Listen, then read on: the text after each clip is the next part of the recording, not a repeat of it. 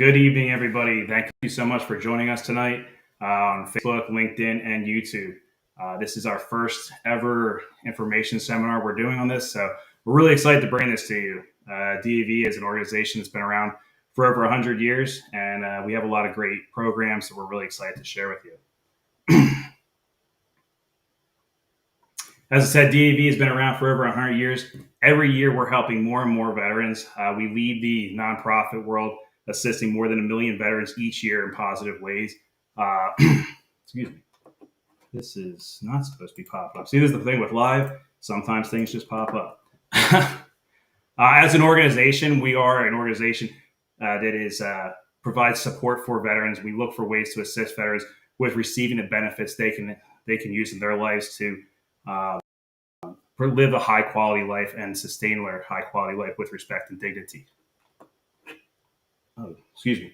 The way we do this and we fulfill our mission is through benefits advocacy, which I'm going to talk very in depth about. That's the real potatoes of what I do as an organization, as a member of the organization. We're also very heavily involved in programs that help with employment and entrepreneurship, caregiver support, and outreach, which is part of what we're doing here tonight is outreach. We're looking to your family, your friends, and members of the community so we can share what DAV does every single day.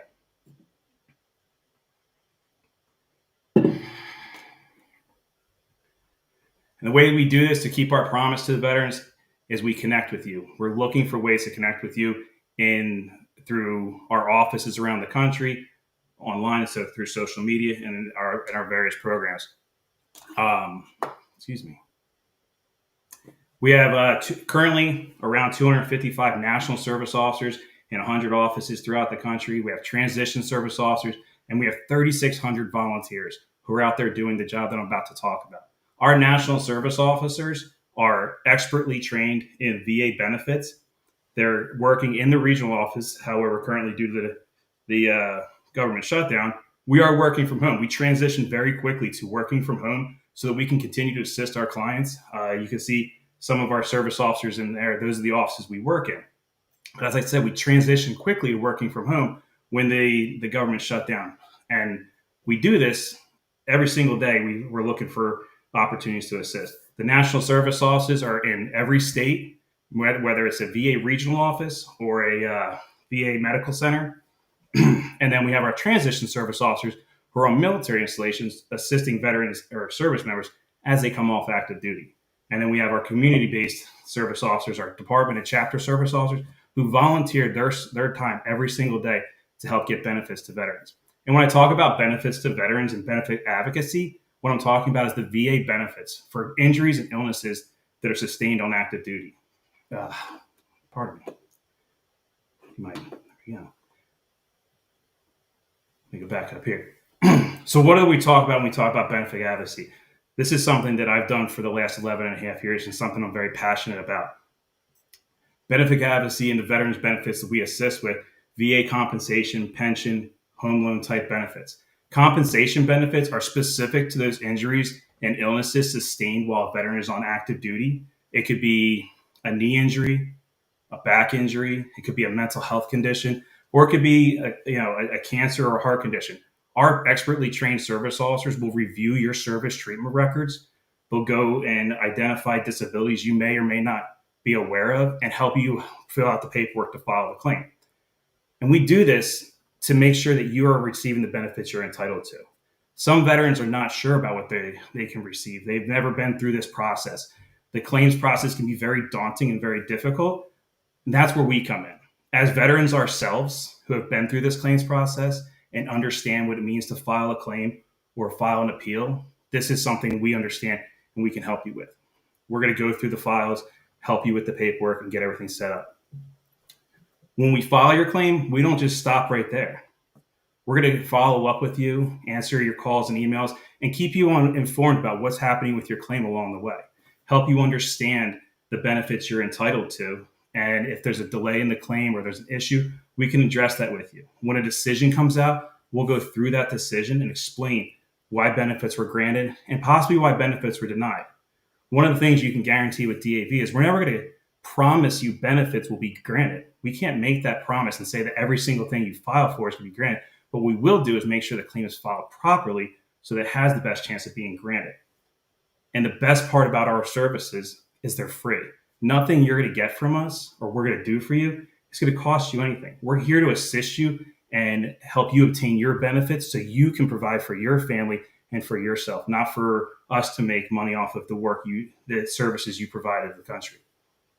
Our transition service officers do the same job, but they do it before you leave active duty. So if you're here today and you're listening to this and you're on active duty and you're within 180 days of your discharge, you can do what they call benefits delivered on discharge claim. And that allows you to file your claim and potentially receive your benefits as soon as you come off active duty. Our TSOs, they'll go through your entire your service medical records, identify those conditions for you, and help you put together that paperwork and submit it to the VA for you. And as I mentioned, we have our community-based chapter and department service officers. These chapter and department service officers are volunteering their time in the community to reach the people we can't get to every single day. Our offices are in every state, but we can't get to everybody. So we have these trained department and chapter service officers who will help you fill out paperwork and then forward it to us for review. And this is what we're doing every day as one step to try and help veterans receive their benefits. Beyond just helping with benefit advocacy, we can't do anything if Congress isn't advancing our benefits. If the federal government isn't doing their job to grow the benefits we're entitled to, then we can't continue to do our job. We need the VA and Congress and the Senate to come together and identify benefits that are that aren't being given to our community. Our legislative team in DC are experts in this. They go and they spend more time on the Hill than any other organization out there. They're experts in identifying pieces of legislation that are harmful to veterans and arguing against them, and also identifying those pieces of legislation that are so crucial to our population that they can enhance our benefits and make it so much easier for us to get what we're entitled to. A current bill that we're really excited for and we're hopeful will be pushed through and granted is the Major Richard Starr Act, which is going to grant benefits to combat disabled veterans who were forced to retire and had to make a choice between receiving VA compensation and military retirement pay. They didn't get the option to retire and receive their 20 years of benefits and receive both benefits at the same time. What they're going to do is, with this bill, would then allow them to receive both benefits the same as any other veteran who made it to 20 years. So we're really hopeful something like that comes through. But this is what our legislative team is doing. They're looking for these pieces of legislation and trying to make sure that Congress understands how critically important this is. Every year, we review the benefits, we review the legislation, and we continue to push for more. DAV has been the forefront of women veterans' rights. They have been continuously, every 4 or 5 years, putting together reports to ensure that Congress and VA know what the shortfalls are in the VA and where we need the VA to step up. But VA can't do it all on their own. They need Congress to pass legislation. So we put forth these reports so they know what legislation needs to be done and how we can improve things. The toxic exposure, one that's very personal to me, having served in Iraq. The PACT Act was such a crucial piece of legislation that DAV was at the very beginning of. We were there in the early days in 2008 when it was first discovered, the harmful chemicals that were being put through these burn pits and what was coming out of this smoke. And then up until 2022, when the legislation was finally signed, enhancing benefits for veterans who served around these burn pits and who served in areas where the exposures were so high that they're coming up with these conditions, these different types of cancers that were unexplainable. Well, now we have an explanation for it. We know it's the burn pits, and the VA, through the work of Congress and through the work of other veteran service organizations like DAV, got the PACT Act passed so that benefits are grantable. That's something that is very important because that didn't just work for the Iraq and Afghanistan veterans. They'd also expanded additional benefits for the Vietnam era veterans, radiation exposed veterans, and veterans of future wars, because it changed the way VA is going to look at toxic exposure and make it so that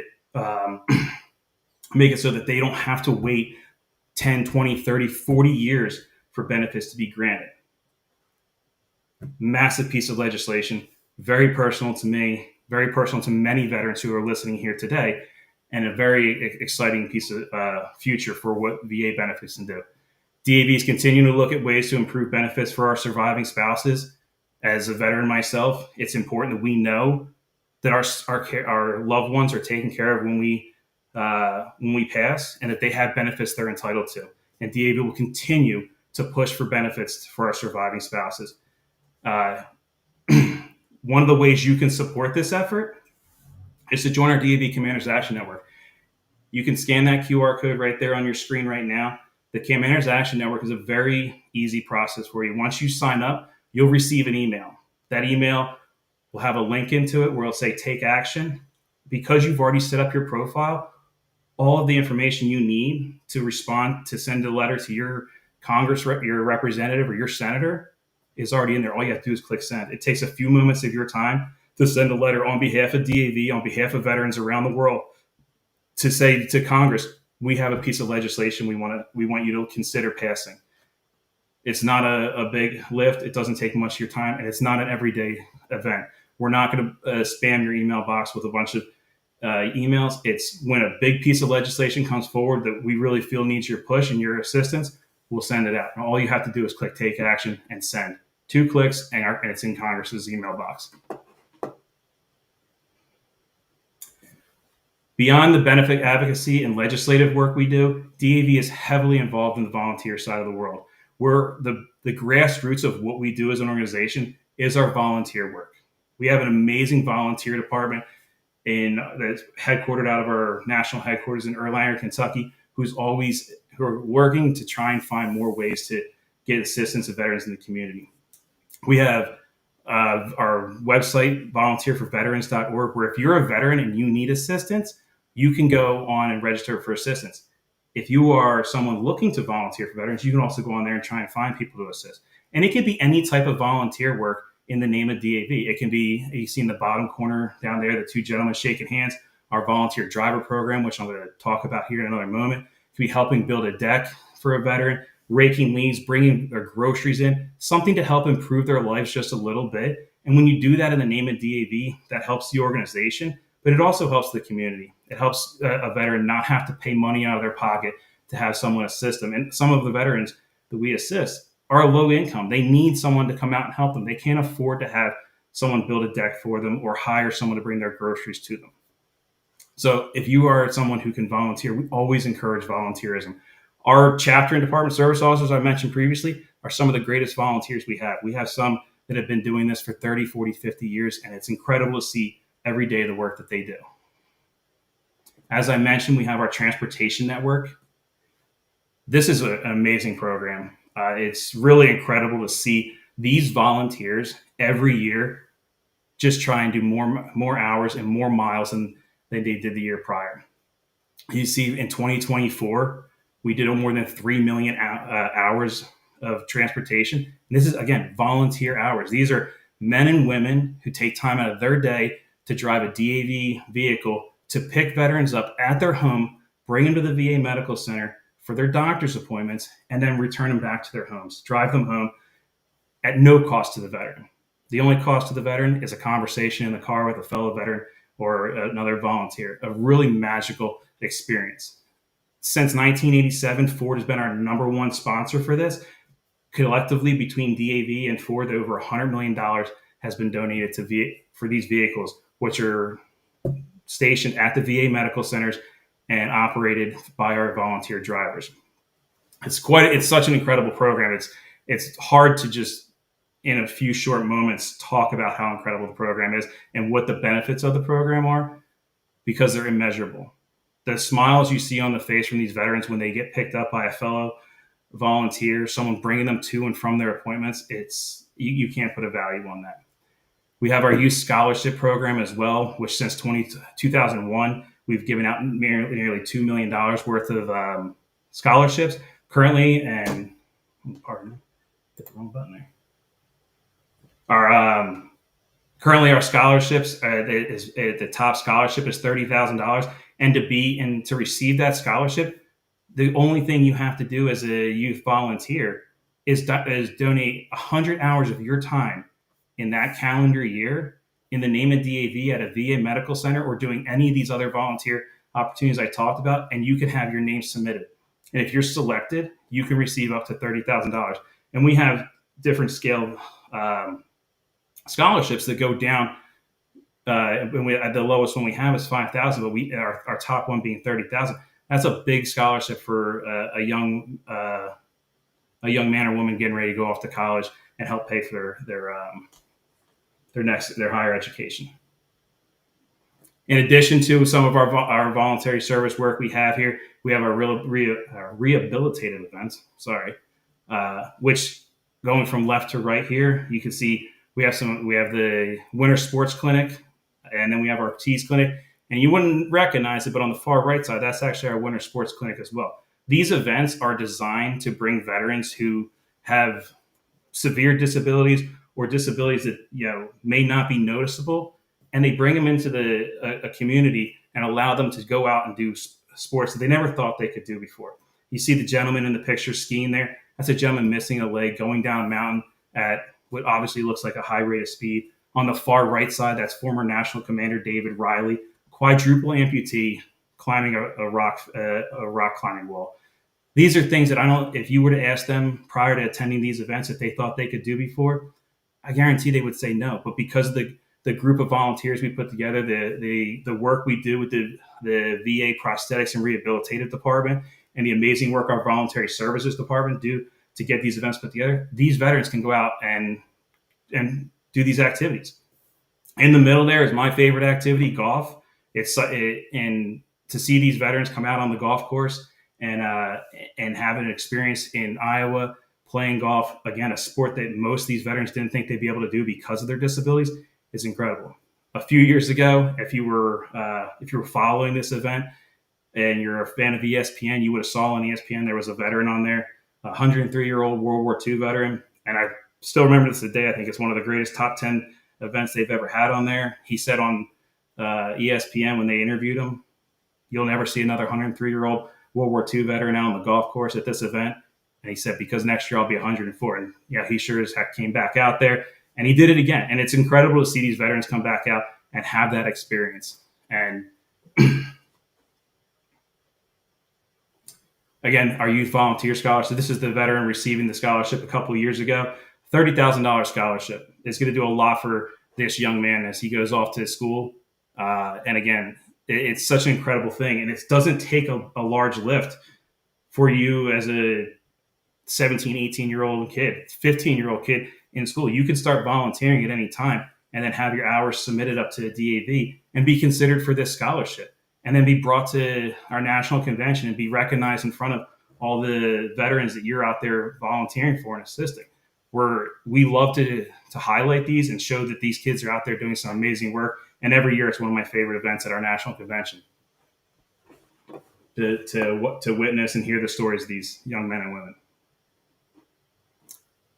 Beyond our voluntary services, we have our employment program. This is a program that is still newer considering the age of DAV. It started in 2014, the same time I came on with DAV, and it has exponentially grown year in and year out.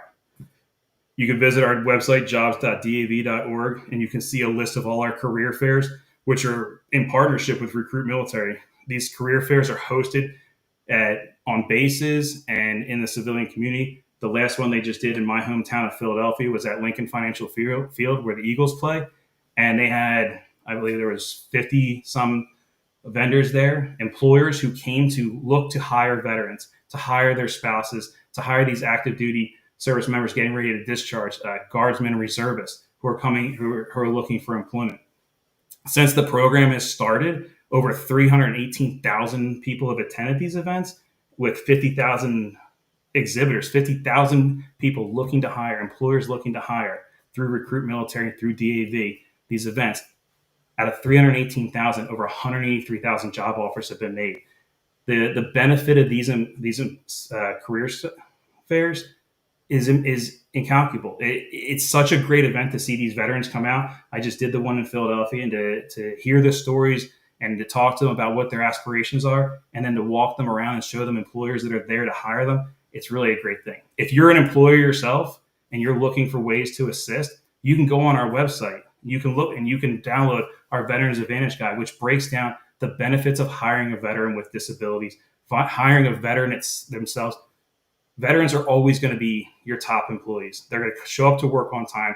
They're going to do the things they need to do to get the job done. And when there's adversity, they're going to overcome. You can't go wrong hiring a veteran. And take it from DAV. That's who we primarily hire. And we've done pretty good for over 100 years doing it. As we grew our employment division, we knew that there's more beyond just hiring veterans. Some veterans have a desire to start their own business.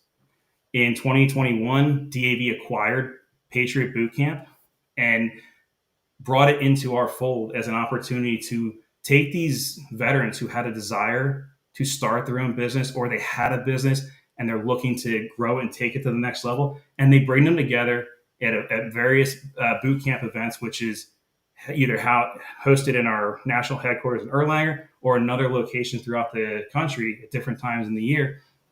And they bring them together with not just other entrepreneurs, but leaders in the industry who can help them understand how to go and receive the next level of funding, how to scale their business up to take it to the next level, what steps need to be taken to grow and to understand what needs to be done to make this a sustainable business. Bringing this into our fold and understanding that DAV as an organization continues to grow, this was a logical next step in our employment division, and to continue to watch it grow. And to see the growth of it is incredible. You see the stories all the time. The next one we're going to talk about, the next program DAV has, is our caregiver support program, which was a Patriot Boot Camp industry. I'm going to talk about that in a second. We recognize the benefit of these organizations, and sometimes they come into our fold, and we help grow with them, and they help us grow as an organization as well. Nothing DAV does is ever self-serving. It's always to help the veteran grow, but sometimes it comes back and helps us as organization grow.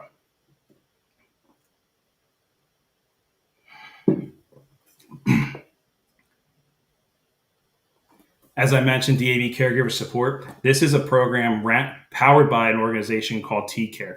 TCARE was a Patriot Boot Camp attendee and a graduate, and DAV saw the value in what TCARE was doing, providing concierge, no-cost services to caregivers who are assisting veterans, and also that veteran who is the caregiver of a family member. A lot of people will get this confused with the VA caregiver support programs. This is not a monetary-based benefit that we provide. Our service is a concierge service designed to help veterans or the caregiver of a veteran find resources in their community to make their life just a little bit easier, to help identify maybe spots that they can improve their lives a little bit, or improve the life of the veteran or the caregiver. Unlike the VA program, which does have a monetary benefit that the caregiver could be paid, ours, again, does not do that. But we work in tandem with them. This isn't to replace the VA programs. This is to work in tandem with them to make sure that the caregiver, the veteran, the family, they have all the resources they need to be successful. It's not easy to be a caregiver. DAV, more than any other organization, understands that. We're an organization of veterans with severe disabilities, some that you can see, some that you can't. And as I mentioned a few slides ago, you saw that our past national commander, David Riley, a quadruple amputee, he is one of our spokespersons for caregiver support. Without his wife, who has been with him through his entire life, taking care of him and helping him day in and day out, he wouldn't be able to have the quality of life that he has. And it's because of his caregiver, his wife, that he's able to do that. DAV understood that. We were in the very beginning pushing VA to create the caregiver support program to pay caregivers and to enhance that benefit, to allow caregivers of all generations to receive that monetary benefit. But we also understood that that's not enough. We need to be assisting and on our own. We created this caregiver support program a few years ago, and it continues to grow.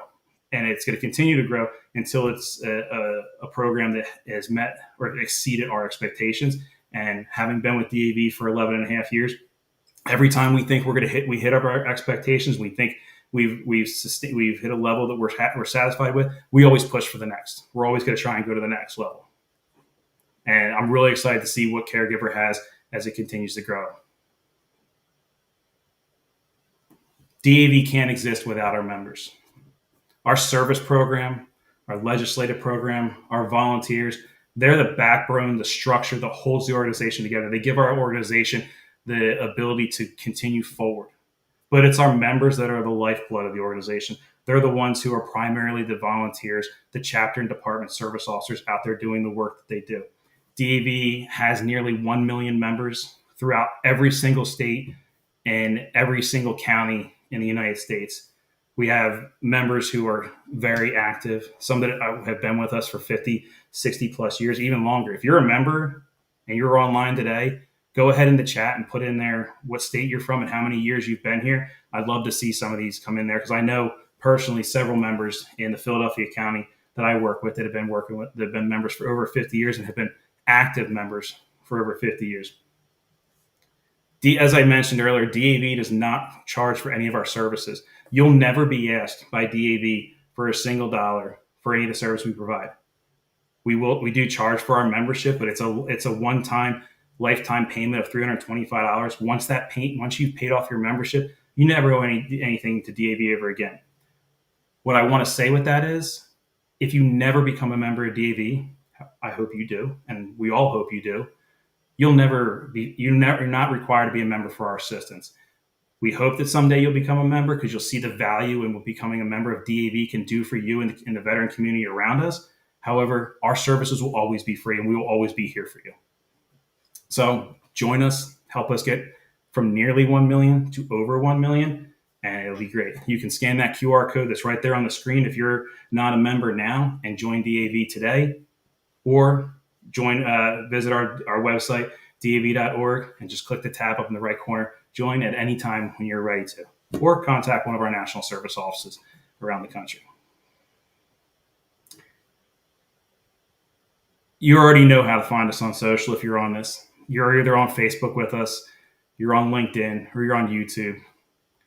You can also find us on X, formerly known as Twitter, Instagram. We recently have joined the Twitch community with our partnership with Regiment, and we also have a Threads account. You can find DAV on any social media out there. We are out putting our message out there, talking to veterans in the community, sharing information. If there's a major event happening in VA, we're covering it, and it's going to be out. It's going to be talked about on our social media sites. If we're doing a seminar like this, it's going to be put out through our social media sites. If there's anything that we can do as an organization to get the word out, follow us on here. Join it, follow it, whatever you have to do, all of them. And our communication teams does such a fantastic job of keeping our veteran community and our volunteer community informed. We really would appreciate if you would continue to follow us and see what else great information we have for you.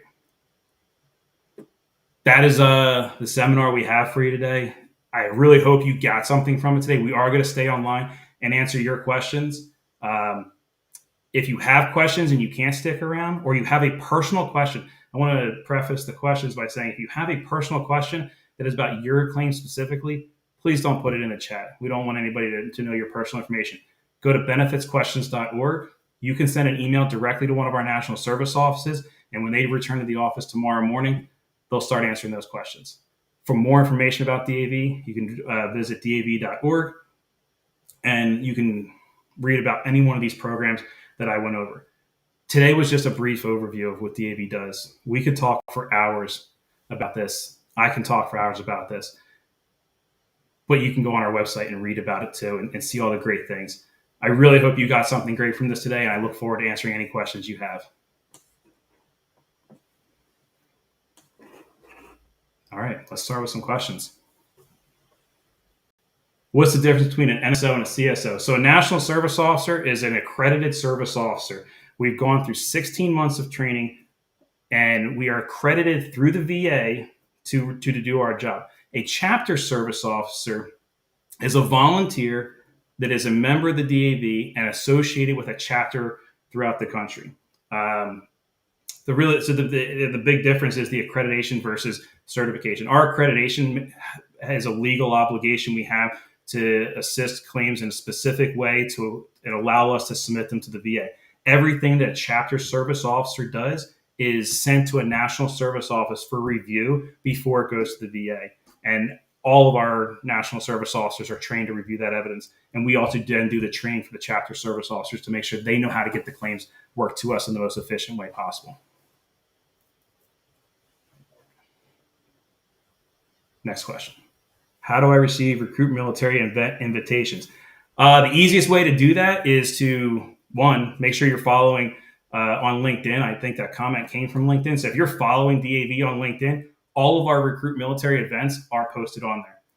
You can also visit jobs.dav.org and you can see the list of all the events that are coming up, and you can register in advance for those events. Some of the events, and I failed to mention this earlier, and I really appreciate the question, some of our events are virtual events, similar to this, where you can actually connect with the employers virtually. And if there's an employer you want to talk to, they can break out into a small separate virtual room, have a conversation with you, and talk more about the jobs they're offering. Again, the link right there, jobs.dav.org. All of our career fairs are listed on there. And as I saw, the question came from LinkedIn. Make sure you are following DAV on LinkedIn, and any of our events that we have coming up, we'll post on there. And if it's not one in your community, please share it with people you know around the country.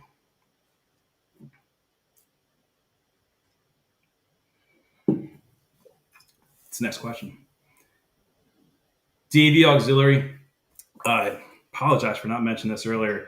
Our auxiliary is another branch of DAV. The auxiliary is a group of, they're not the vet, you can be a veteran and be in the auxiliary, but typically it's the family members and those who are closely associated with our veterans who are doing volunteer work with our DAV chapters and departments around the country. All auxiliary is in the community at the medical centers doing amazing work to brighten the lives of the veterans that are in the hospitals or that are need assistance and services. They're a subsidiary, another branch, and another arm of what DAV does to try and ensure that all of the clients and all the veterans we serve receive everything, the dignity that they're entitled to and that they earned through their services. Great question. I'm so glad someone brought up the auxiliary, because really, as an organization, we thrive because of how strong our auxiliary is and the work that they do that goes far and above beyond what we can do as the veterans ourselves. My late father, an Air Force veteran, was a member. He was a DAV, he passed away. I wanted to continue his membership, but I knew nothing about doing that. So if you're not the veteran yourself, you can look at joining the DAV Auxiliary. And that would be an option for you right there if you want to continue his membership and continue assisting DAV. Are you required to be a veteran to join DAV? Yes, you must be a veteran of one of the wars.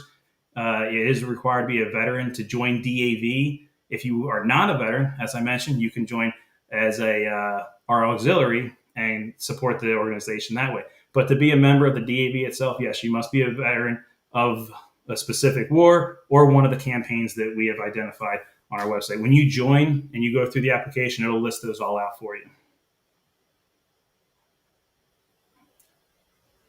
Can you tell me a bit about how we get our legislative agenda?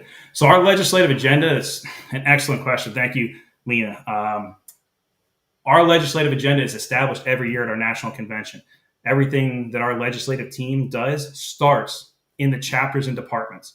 In order for our national organization to take any action on any piece of legislation, a chapter member must bring forth a resolution to their chapter, and it has to be passed at the chapter, then brought forth to their department. If the department then approves it, it gets sent to our national organization. At our national convention, all the resolutions that are collected around the country are then compiled, and our teams will during certain seminars, will review them, and anything that is then passed and approved will then be added to our legislative agenda. A resolution can be on anything that you believe as a veteran is important for Congress to look at. It could be any benefit that you believe needs enhancement. It could be anything that you believe the VA is not doing to currently service the veterans, caregivers, survivors, or dependents. And if you need more information about how to do a resolution, if you've never done one before, our legislative team in Washington, D.C. has put together seminars and videos on our YouTube page that you can watch and teach you how to do that. But if you have questions about how to do it, if you've never done one before, there's members in your chapter, in your department, benefits protection team leaders who should be the experts in this, and they can help you with it. Would me being a member of the Coast Guard Auxiliary allow me to join? That is an excellent question. So in order to, as long as you were a member of active military, so you must have been in the Army, Marine Corps, Navy, Air Force, Coast Guard, or the now Space Force. If you're in one of those, whether you were Guard or Reserve or active duty, you can be a member of DAV. If the Coast Guard Auxiliary, I'm not 100% familiar with the Coast Guard Auxiliary, but if that is not active military service, then no, you wouldn't be able to join specifically. But if you send that email to if you send an email to us, I can get a specific answer for you, Larry, and get back to you and let you know exactly if you can join DAV. If not, we'll definitely get you connected with our auxiliary. I'm sure they would love to have you as part of their team. What's the difference doing a claim by yourself versus DAV? I mean, doing a claim with DAV is versus doing a claim by yourself. It's like working on a Ferrari in your driveway and trying to figure out how to change the brakes on it when you've never done it before, versus going to the Ferrari dealership and having an expert. This is all we do every day as national service officers. Is we do claims from the time I get on the computer in the morning till I get off in the afternoon. All we do is VA claims. We spent 16 months training on how to do this, and we specialize in VA claims. All of our national service officers are experts in this field. We don't, and after our 16 months, we don't stop training. We continuously train every single month. So when there's a change in VA benefits, we know what that is. So when you come to a national service officer and your claim is done through them, you're getting the most up-to-date information. We're gonna make sure that when you file for the benefit, you're applying for the benefits you're entitled to and helping you understand how best to achieve that goal. And also explaining to you sometimes if you're not entitled to a benefit, why that might be, and then helping you refocus on something that is obtainable.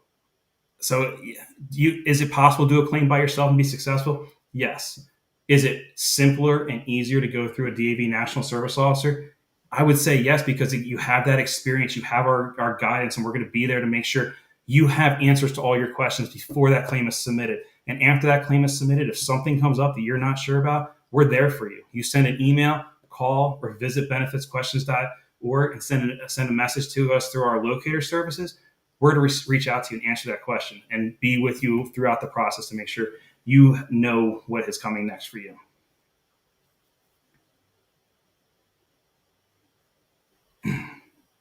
Who is eligible to file for benefits?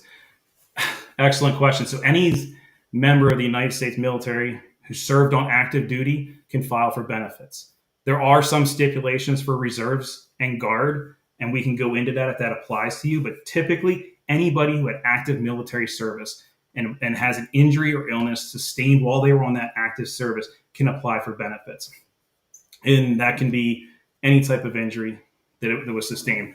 Again, so it would be someone who served on active military. If you were in the reserves and you were activated, then you would be able to file.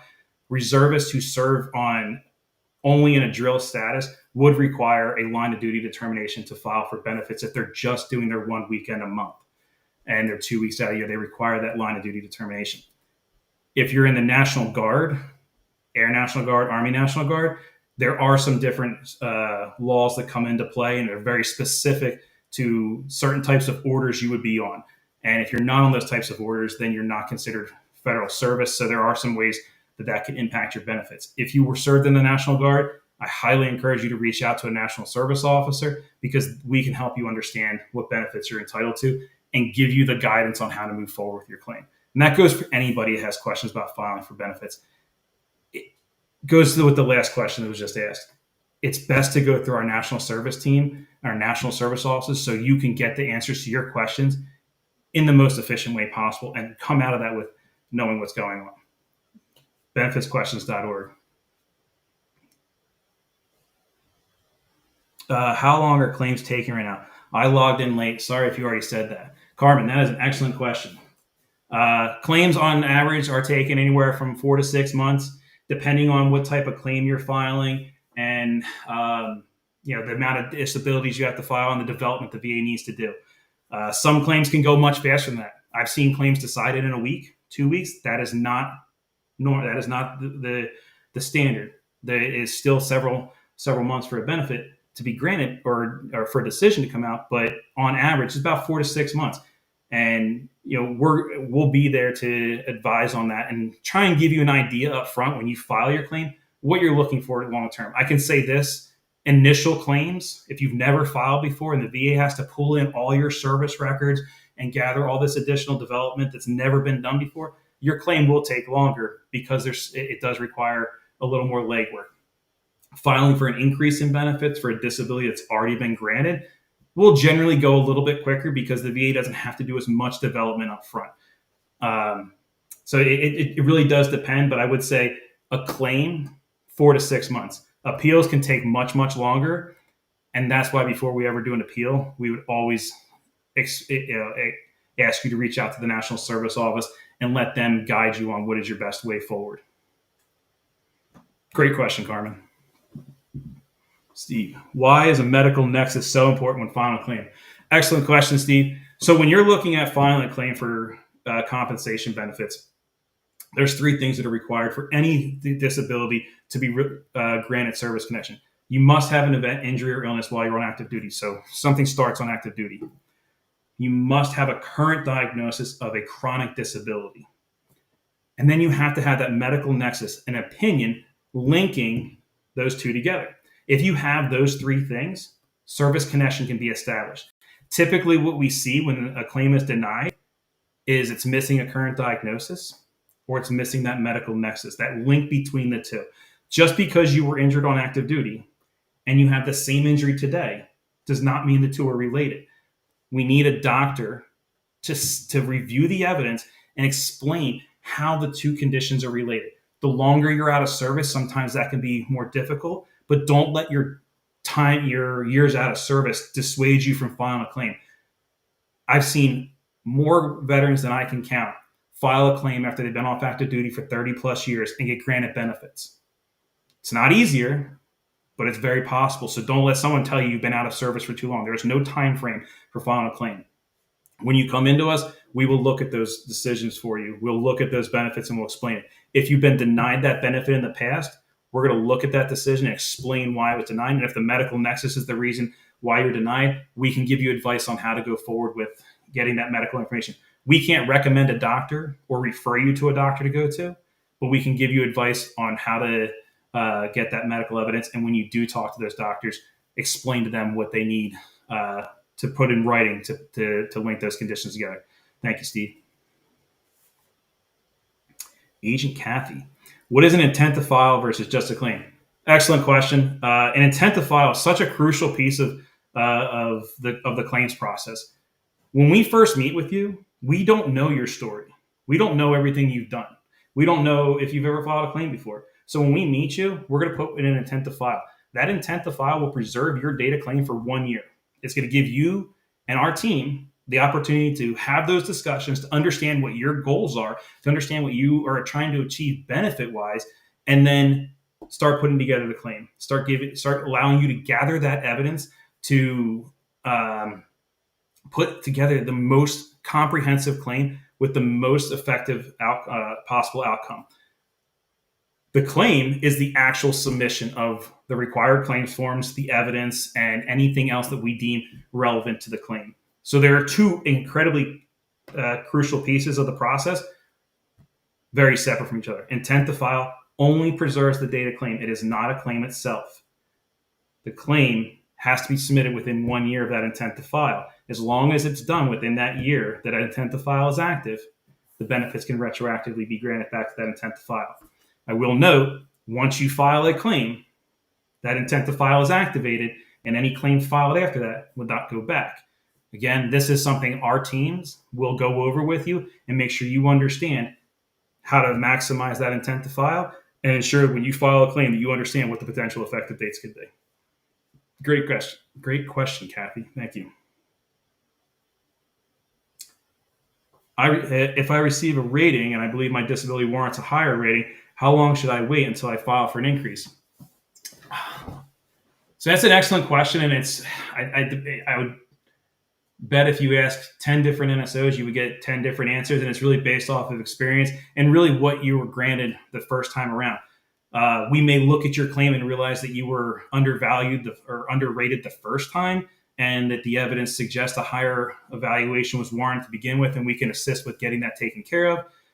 It could be that your disability from the time that examination was done for the rating you originally received and now has worsened. So I would say there is no time you have to wait. It really depends on your specific disability, your specific situation, and that's something again our service officers will go over with you, and they'll look at when your last exam was and explain to you the criteria to file for an increase. Just because a veteran believes they warrant an increase doesn't mean they will.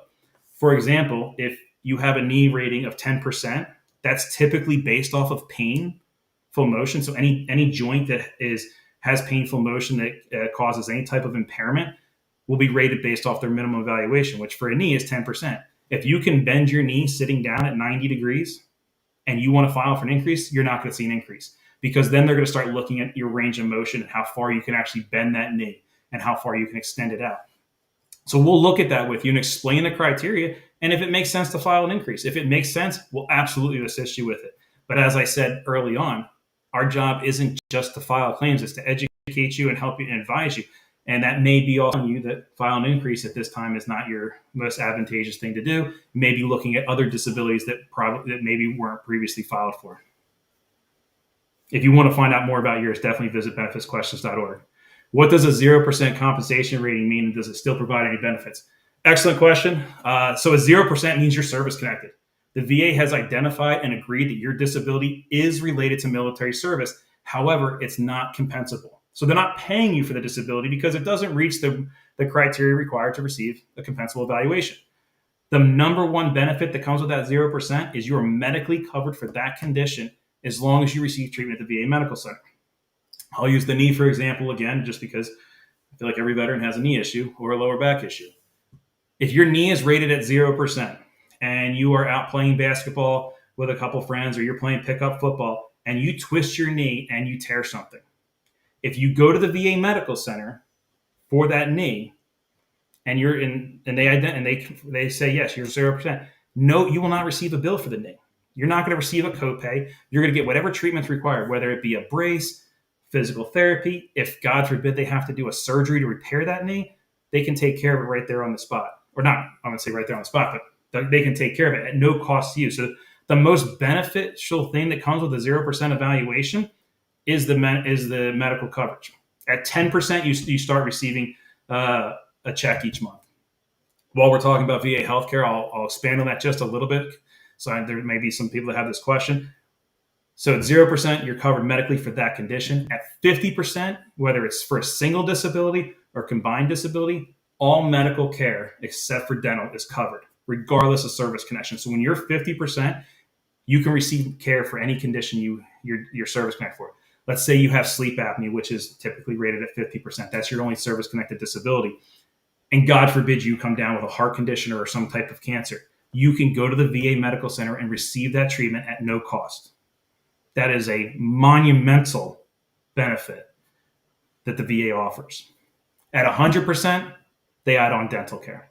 I can tell you the DAV is pushing for legislation to get dental care expanded to many more veterans across the spectrum at much lower compensation rates. So hopefully that'll pass in the future. But right now, once you're 100% is when they add on dental. The milestone that every service officer is looking for to get a veteran to is that 50%, because it opens the door for that medical care and can save thousands and thousands of dollars a year for the veteran and their family. Excellent question. Thank you. If I want to appeal a decision to the BVA, should I get a lawyer? Does an NSO assist with that? You do not need a lawyer to assist with a BVA decision. DAV National Service Officers are accredited to represent cases up through the Board of Veterans Appeals. If you have a decision that you want to appeal, definitely reach out to our offices. Give us the opportunity to go through that decision with you and discuss it. An appeal is not always your best option. I hinted to it earlier when the question was about how long claims are taken. Appeals, you're looking at anywhere from 1.5 to 5 years, depending on the lane you go down and what the specifics of your case are. But you're looking at years versus months. And sometimes a decision that came back unfavorable can be handled through the supplemental claims process or the higher level review process. And our national service officers are trained to go through that with you and answer your question. If you opt to go to the Board of Veterans Appeals, we got you. We can assist with that. We have our national service officers spend much of their career writing appeals, arguing appeals, and advance in helping them go through the process. And again, at no cost to you. If your appeal goes beyond the Board of Veterans Appeals, the Court of Appeals for Veterans Claims, we have law firms that we partner with and we assist with through the Veterans Consortium that do pro bono assistance. And if you ever have to get to that level, our teams can also advise you on how to get that information and register with the consortium to possibly get free assistance above the Board of Veterans Appeals. But to answer your specific question, we got you up through the Board of Veterans Appeals. Can I put an ITF prior to leaving active service? You can't put one in before you leave military service because you can't get benefits while you're on active duty. However, when you are on active duty, the day after you discharge, you have 1 year to file your claim. As long as you file your claim within 1 year of your discharge from active duty, the benefits go back to the day after discharge. So if you're discharged on today, November 12th, November 13th is your date. As long as you file a claim before that 1 year of discharge, benefits are retroactive back to that day, November 13th, 2025. So there's no need to put an intent to file in while you're on active duty. You automatically have a year coming off active duty. And if you're meeting with one of our transition service officers, you're going to be able to file your benefits delivered on discharge claim before you get off. You can meet with one of them and they can assist you filing your claim within that 180 to 90 day window. Outside of 90 days or longer than 180 days or shorter than 90 days, you would go into a regular claims process, but we can assist with that. If there's not a transition service officer on the base that you're at, you can reach out to benefitsquestions.org. Our national service officers are trained to assist with BDD claims as well. Excellent question. Thank you. I think that was our last question. Again, we still have one more question. Great. How does one get DAV to represent them? Can you look at my records before I decide? We cannot look at your records before you sign representation with DAV. In order for us to assist you and represent you, you would need to sign a representation form, which is commonly referred to as a power of attorney. That power of attorney does not extend beyond the VA parameters or VA walls. It only allows us to access your VA claims file and answer and look into your records to see previous decisions, medical records, anything like that. It doesn't even allow us to contact your private doctors on your behalf and answer their questions. That's a whole separate issue right there. So yeah, we wouldn't be able to assist before we get that representation form. But if you reach out to our office through benefitsquestions.org, or if you know where your local medical center or regional office is, you can visit us in person. Hopefully the government shutdown will end soon and we'll all be back in the offices. However, in the meantime, just visit the website that we've put up a few times, and we'll throw up again before we close out this seminar, and we'll definitely get you that assistance.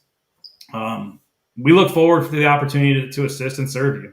I really hope you got some really good information from the seminar tonight. I appreciate everybody's time and joining us. This was our first virtual live seminar. So we really appreciate you tuning in and taking the time to join us, and keep an eye out on our social media sites for any future